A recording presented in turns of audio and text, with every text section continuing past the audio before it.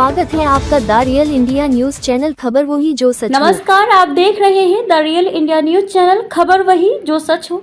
मथुरा वृंदावन में 15 दिन से यमुना की बाढ़ है। सिर्फ 24 घंटे में गोकुल बैराज से 1,52,000 क्यूसेक पानी छोड़ा गया। इससे 54 गांव और 35 कॉलोनियों में बाढ़ का पानी पहुंच गया है। गांव में करीब 60 किलोमीटर के दायरे में सिर्फ पानी ही पानी दिख रहा है। हजारों हेक्टेयर में फसल बर्बाद हो चुकी है। वृंदावन की 26 और मथुरा की 10 कॉलोनियों में 12,000 लोग फंसे हैं। 3600 लोगों ने घर छोड़ दिए हैं। इन एरिया में 5 दिनों से लाइट की सप्लाई नहीं हो रही है। दूध, सब्जी और साफ पानी के लिए लोग नाव से 2-3 किलोमीटर तक सफर कर रहे हैं।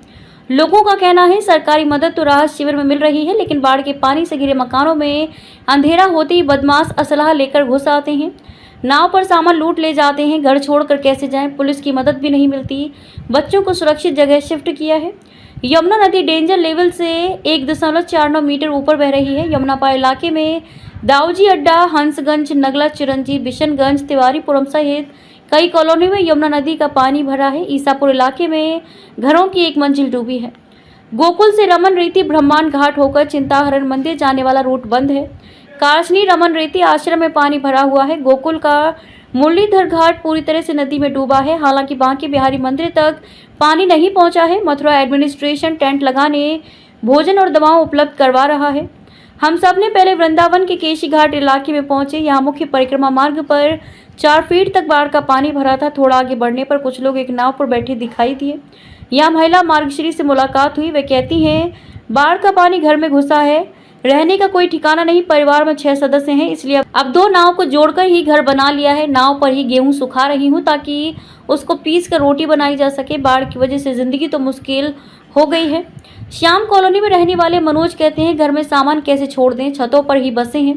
पीने के लिए बारिश का पानी इकट्ठा करके रखते हैं। चोरियां बहुत हो रही हैं। जो बदमाश आते हैं वो अपने साथ असलाह भी लाते हैं। यहाँ 400 से 500 लोग रह रहे हैं।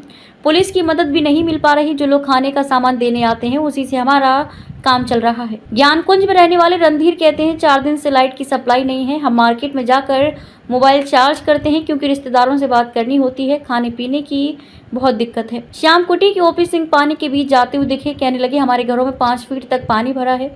सीने तक भरे हुए पानी में ही घर का सामान लेने जाना पड़ता है। क्या कर सकते हैं?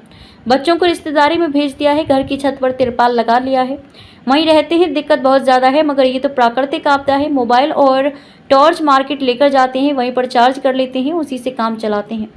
अब हम खादर में बनी कॉलोनियों में पहुंचे। यहाँ के केशव कुंज कॉलोनी में मकान एक मंजिल तक डूबे थे। ज़्यादातर लोग घरों को छोड़कर जा चुके थे, लेकिन बाढ़ के बीच चोरियों का खतरा भी बढ़ गया है, इसलिए कई परिवार छत पर तिरपाल लगाकर रह रहे हैं। यहाँ रह रही पार्वती कहती हैं 5 दिन से बिजली नहीं है। रात बहुत अंधेरी हो जा रही है। दिन में धूप इतनी तेज होती है कि रहना मुश्किल हो जाता है। अगर बारिश हो जाती है तो सामान भीगने से ही बचाते रहते हैं।